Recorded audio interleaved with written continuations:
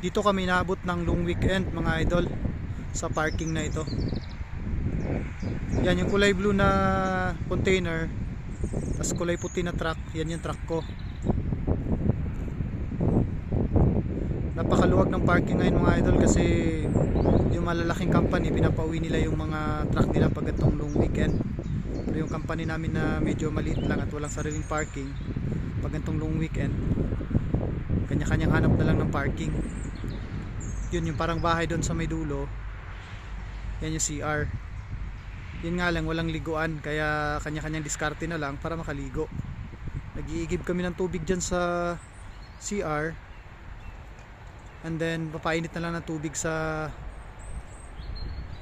truck. May ano kami, mainitan kami ng tubig para lang makaligo kasi sobrang lamig pa po ng tubig, hindi pa kaya ng walang heater.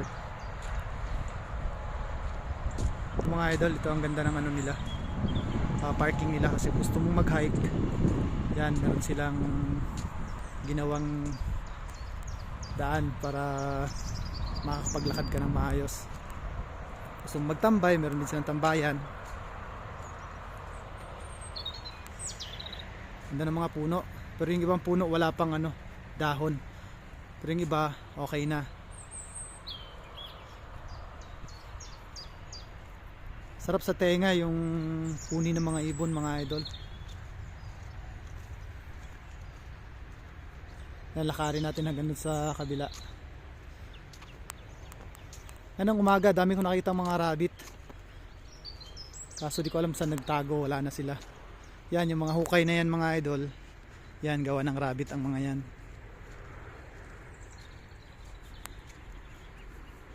May mga puno na ano, namumulaklak na. Yan, tulad niyan, oh. Tsaka marami ng bulaklak. Hindi ko alam anong klaseng bulaklak ang mga to.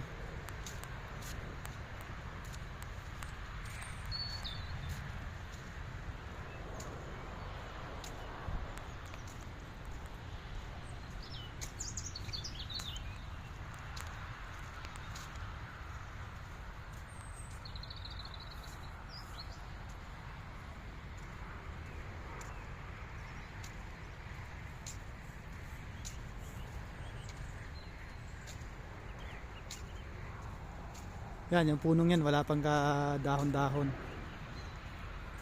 parang patay pa siyang tingnan, pero malapit nang mag ano yan, magdahon. Dito sa unahan mga idol, ang daming bulaklak.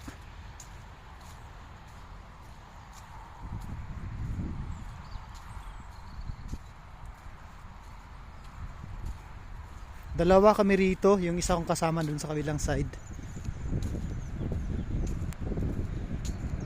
Yan yung CR namin dito, CR ng parking. Malinis naman siya mga idol kasi everyday may naglilinis dyan. Yan po yung sinasabi kong bulaklak. Dito kung gusto mo ring mag-relax dito, yan silang upuan. Yan mga idol, ang ganda.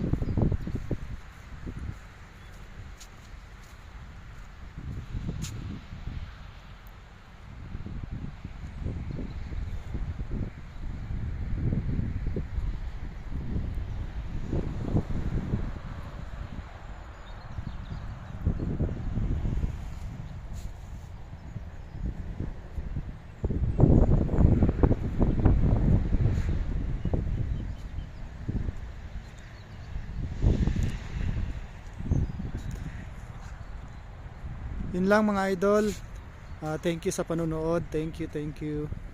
God bless po.